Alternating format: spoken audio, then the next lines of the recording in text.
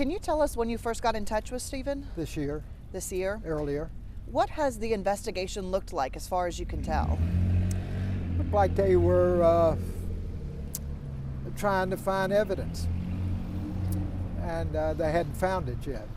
And they weren't satisfied, the Commonwealth wasn't satisfied with respect to what they had.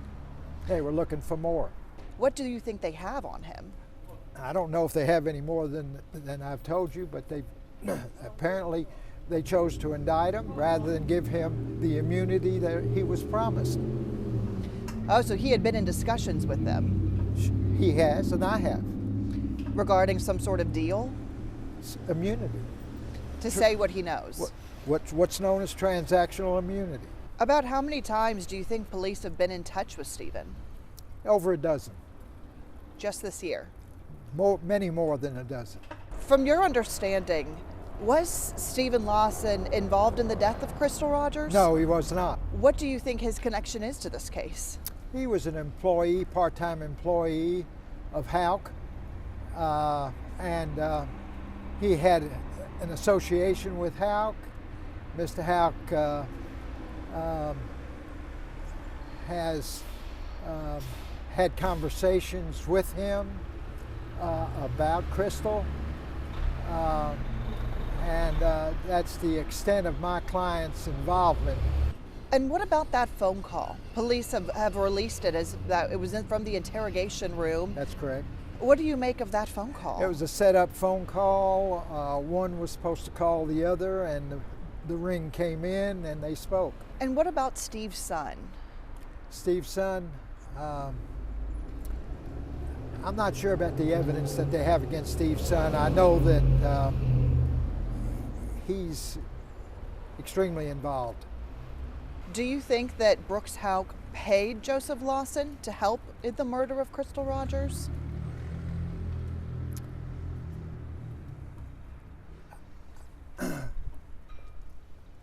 I think the Commonwealth has been trying to establish that a payment was made. As to who that payment was made to and when it was made, I'm not privy to that information yet. What about the vehicle in this case? Vehicle was the maroon vehicle that was parked out on mile marker 14 on the Bluegrass Parkway heading west. It was driven out there by Joey Lawson.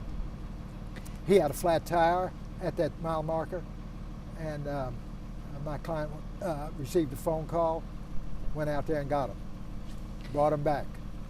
So Steve has told you that he went and picked up Joey from the Bluegrass Parkway where he had driven Crystal's car. He's told the state police that, told FBI that, told the Commonwealth's attorney that from Hardin County, who's in charge of the investigation. Any other important details that you believe prove your client's innocence? Other than his assertion that I did not hurt Crystal and was not involved in hurting Crystal. I didn't plan to hurt Crystal. I didn't conspire to hurt Crystal. Those are his statements. And that's what he has told the Kentucky State Police and the FBI and the Commonwealth's attorney time after time after time in this year. What do you anticipate will happen in court next week? At Brooks Houck's arraignment, there was a lot of bombshells dropped. Do you think we'll hear something similar? I do, and as we move on, you know, the Commonwealth's ready to move on after all these 8.5 years. I would say that we're going to hear some things in court that we haven't heard before.